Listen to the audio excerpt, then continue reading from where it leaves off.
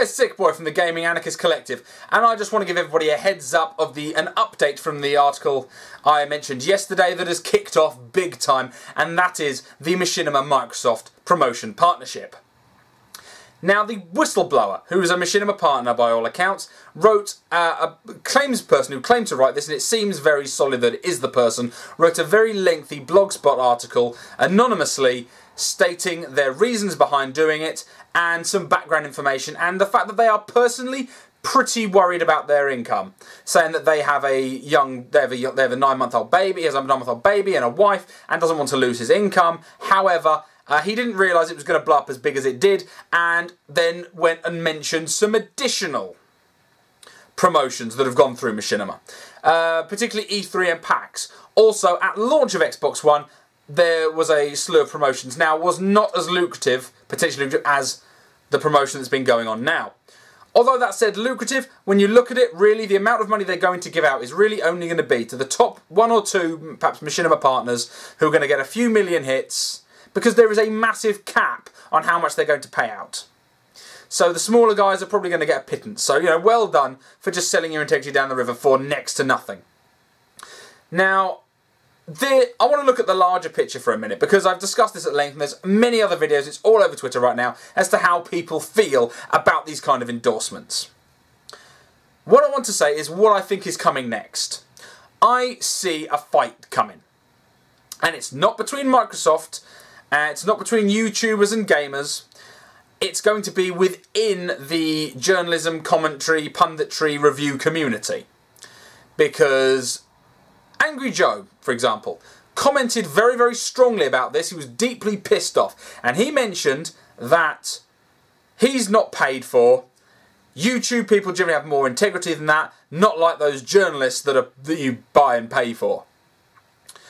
Now, a bit of a problem there, being as particularly Angry Joe has done, although he's not done paid endorsements, he has done paid promotions. Now, that is going to piss people off. Now, people who don't know that, you may well be really pissed at Angry Joe to learn that. But say, for example, it's Kick-Ass 2, that was a paid-for endorsement. Not a promotion, an endorsement. And he then reviewed the film. So, that was funded by Kick-Ass 2. They paid for that. He's also done a lot of promotions with Polaris. So, he's done a lot of that. So, he can't really play the squeaky clean, I've never accepted money to talk about something. However, has he ever accepted money to say something was good? I would argue not. However, you can't help but be influenced when you are promoted. But that's by the by. What I noticed is when he started tweeting this, a lot of journalists that I know and talk to all started getting their back up, because he's basically called them all out as bullshit. Now, I will be one of the first people to admit, and I've done videos in the past where I've said journalistic integrity is in the fucking toilet in the video game industry, and it is. You cannot trust the commentary, and the reviews are potentially, in a lot of cases, prioritised, bought and paid for. We've seen cases where websites will charge companies to do reviews. These things do exist. Does it mean that the journalists have no integrity? That's the big question. Does your average video game journalist have less integrity than your average YouTuber? I'd argue probably not. Your average YouTuber is the big ones are massive money whores. Humongous money whores. Jesus. Really? I mean, the big guy, if you look right at the top, like PewDiePie's not raking in promotion money. Like KSI's not raking in promotion money. Like Toby Turner hasn't made any money off YouTube gaming.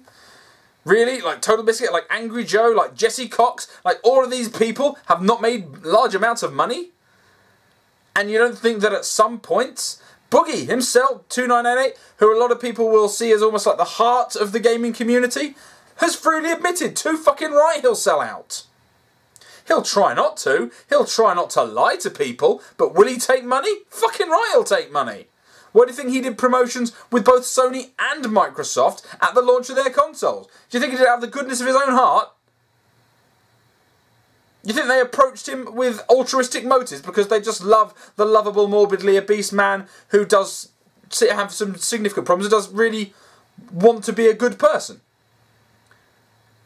Do you think that they're his friend? Do you think he's friends with these people? Now he apologises every time he criticises the gaming industry because of his friends in the industry. Because basically he's being bought. He's being bought with their attention and their little shiny baubles. and you can't help to let that thing corrupt you. That is why taking an endorsement, in my mind, fucks you for life. You cannot really say you have integrity once you've started taking that slippery silver coin.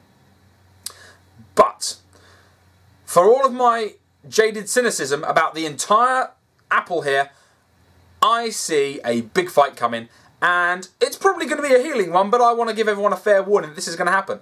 I saw journalists pissed the fuck off at people like Angry Joe to have the hubris to question them and then suggest that they were above corruption.